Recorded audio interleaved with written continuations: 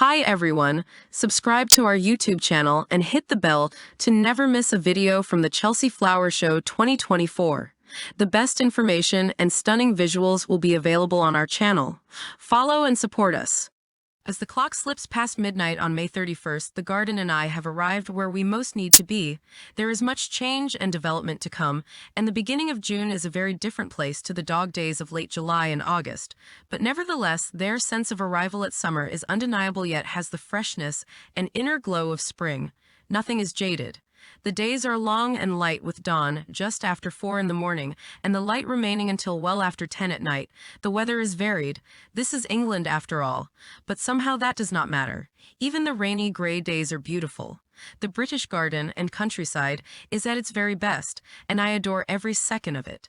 Amidst the glowing green color arrives like a carnival. There are Oriental poppies with huge orange blooms, bearded irises topped with some of the richest colors in the whole floral world, large flowering clematis, and as the month unfurls, roses of every shade of pink, white, red, and yellow.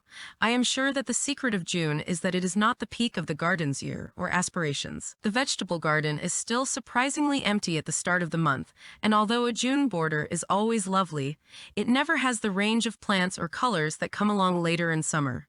But so much is still promised that the fact that the garden is brimming over with beauty and sensual delight.